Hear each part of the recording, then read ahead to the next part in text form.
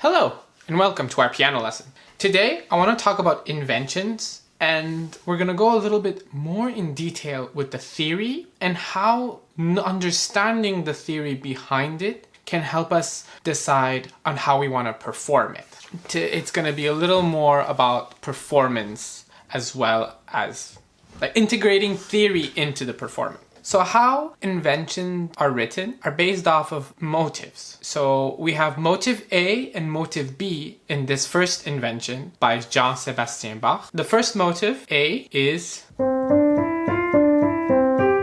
Now some might add the last G into the motive, some will say it's part of the second motive, but for the purpose of today's lesson, we're going to include it in the first and the beginning of the second. So it's part of both motives, and that's how I'm going to explain it. And motive B would be...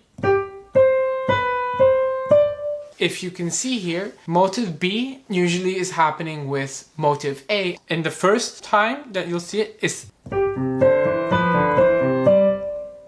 In terms of performance, some people will say that you want to hear the motive A more prominently than anything else. And it will depend. So who's teaching you and everything. So it's a good exercise to learn to balance both hands. So instead of playing everything equally, like...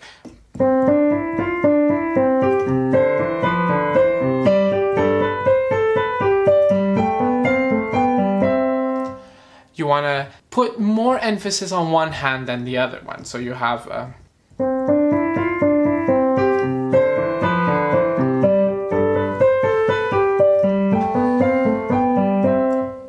for example, if you look at certain editions, you will not see this indicated into the score. Knowing the theory behind the written work will give you, as the performer, more choices, more something that, you know what, I really like the idea that he keeps using this motive over and over again. And when I say over and over again, it's everywhere onto the piece. So usually that's it, there's nothing else, and just variations of the form. So if we continue on this third bar, we'll have...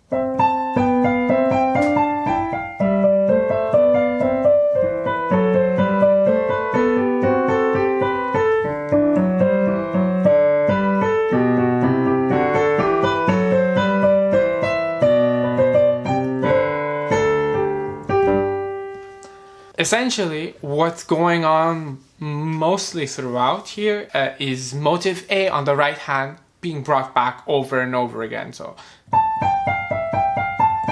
and then,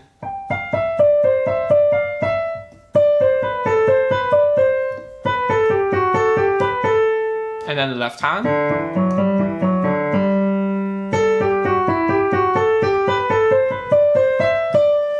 So let's explain. So when some of you are like, but it's not the same, you know, the first time we saw it is, it's going upwards and then skip, skip, skip.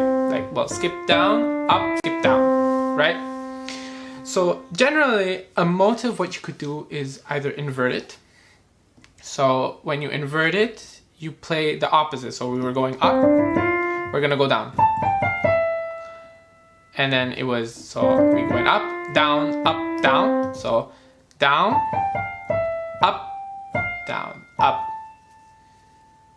So up instead of down, and then I hope you get the picture. So up, down, down, up, down, up. So the direction of the music gets inverted. You can also get it retrograded, which means, so if I'll play. But in this case, I don't think there is one in this piece. I didn't go thoroughly, but we could sit down if ever anyone wants to. I could analyze from beginning to end, tell you what is what and where if necessary. So you can have it inverted, retrograded, you can have it elongated or extended in some ways. So in this last bit at bar 5, we have it elongated or extended. Everyone uses a different term, so.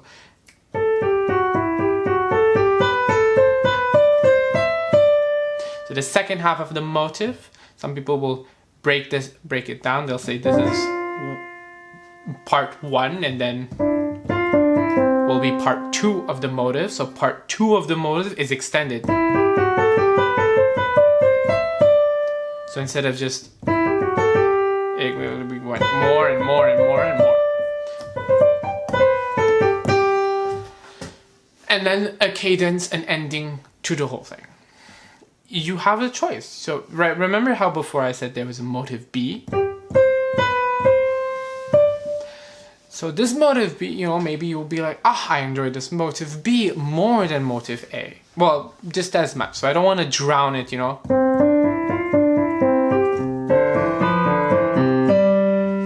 I got drowned. I hear this hand more than this hand. So maybe I want it to be equal.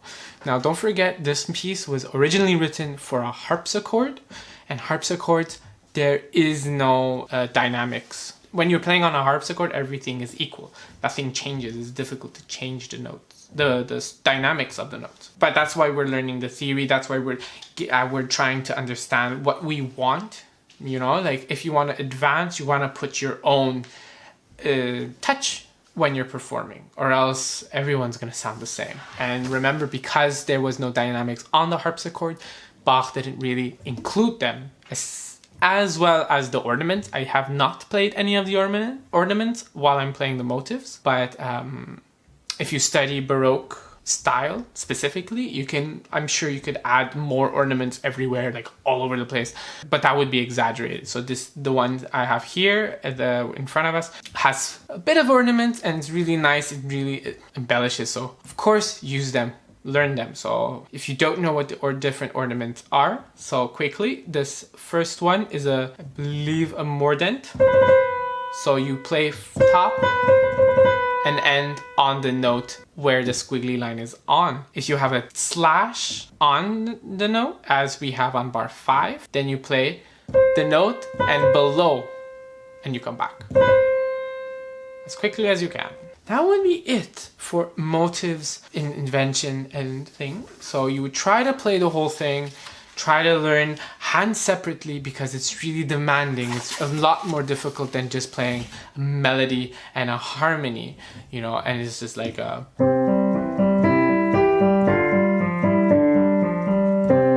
or something simple like that.